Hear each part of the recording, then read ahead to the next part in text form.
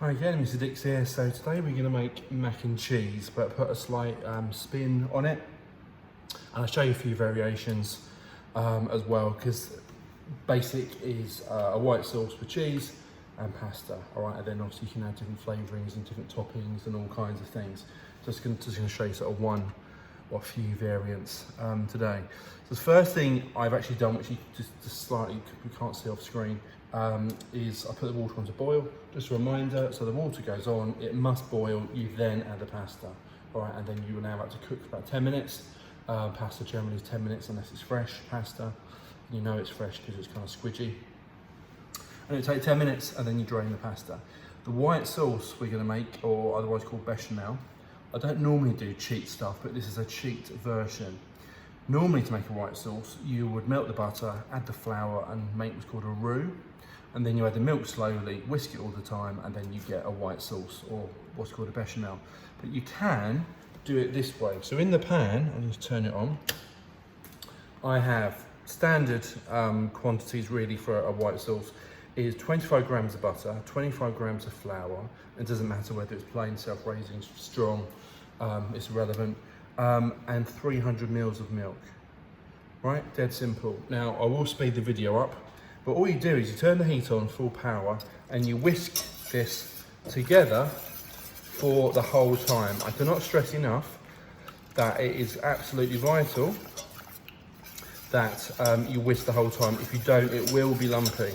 Okay, but this is a really good way, fairly quick. When you're making a proper roux with the flour and the butter, it can go wrong if you overcook it because it becomes in a brown roux and it tastes a bit burnt. In this way, that can't really happen unless this really goes wrong when you boil it a lot. So, in a second, I'll show you what this looks like. So, this will only thicken as it heats up, right? So literally it'll bubble for about 1 second. As soon as it's bubbled, it'll be thick, and then you take it off and go to the next stage, but I'll show you that in a second. Okay, so that's been literally a minute and a half, maybe 2 minutes. I've stirred it the whole time. I know it's lots of steam at the moment. See, that's bubbling. And also, just sort of see, no lumps, not burnt. Okay, so let's go to the next step now. Right, so what we now have then is what's known as a bechamel or a white sauce. Really versatile, has no real intrinsic flavour, but used it to carry other flavours. So if you're making lasagna, this is the white sauce that you'd make. Or mac and cheese, or etc, etc. If I add other things to it, it becomes something else. All right, so for example, if I add some cheese into there, it then becomes what's called a Mornay sauce or a cheese sauce. But it is essentially a creamy carrier for other flavours, I guess you could call it. What I'm going to do is probably a little bit different, but we do it in school, is make a tuna sweet corn pasta bake. So essentially that's all it is a pasta bake. So it's macaroni cheese with a bit of a twist, a little bit more interest.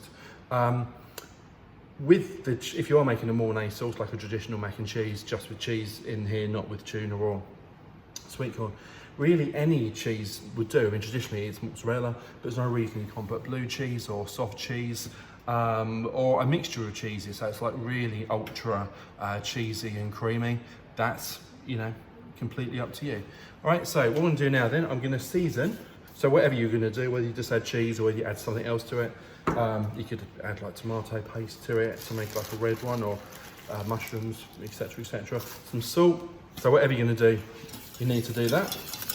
And what I'm then gonna do in a second is I'm simply gonna open my pasta and my sweet corn, my tuna and my sweet corn, and I'm gonna put those in the mixture and then make the sauce where I'm gonna add the pasta a bit later.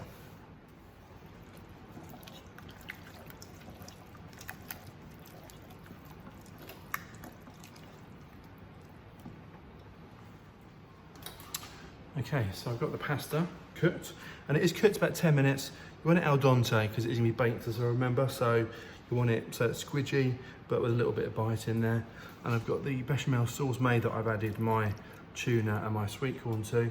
But if you're making a mac and cheese, your cheese would be in there. One thing to say about the cheese is that make the white sauce, the bechamel, take it off and then add the cheese, and then allow the heat from the bechamel to melt the cheese. Don't put it back on the heat. If you do, it will go oily, and it can make the cheese kind of split and be a bit odd. All right, so what we're gonna do is add one to the other. All right, it doesn't matter which way around you do it. So that goes in there.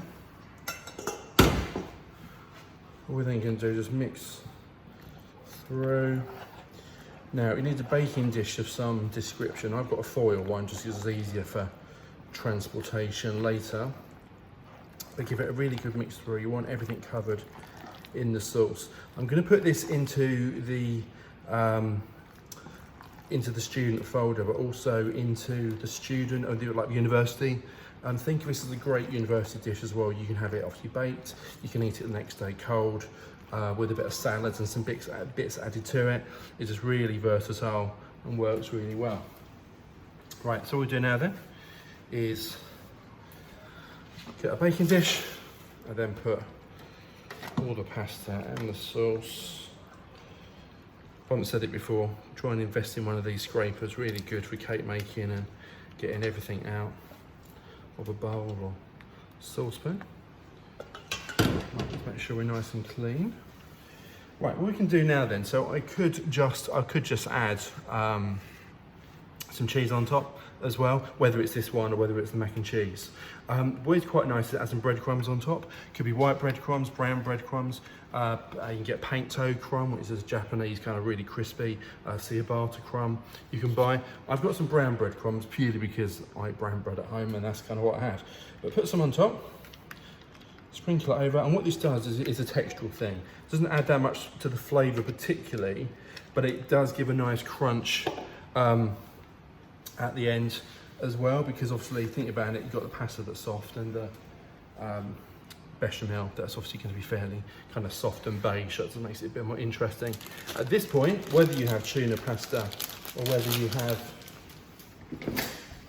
the macaroni cheese, add some cheese in or on, because that makes a nice crunchy topping as well.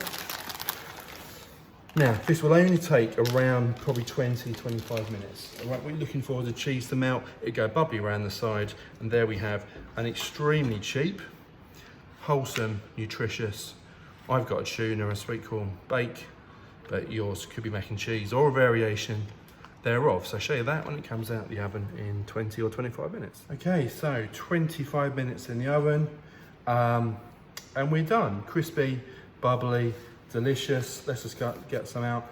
I'm trying to work it out. I was thinking it's around £3-ish for the ingredients, but if you see, you get a very, very generous 4 portions out of this, right? So it's really economical. Lots of carbohydrate in here as well. Really tasty. Obviously, salmon's not your thing, tuna's not your thing, and sweet corn, like I say, to make mac and cheese. Different sorts of cheese. On the crumb, you could do some fry some bacon, put some crispy bacon in there as well. That's amazing. With different crumb on the top makes all the difference. So whether you do ciabatta crumb or white bread or whatever the case may be. Tasty, filling. Again, have a go. If you enjoyed it or want to send me some pictures, please do so. cookingmrdix@gmail.com, and see you all soon.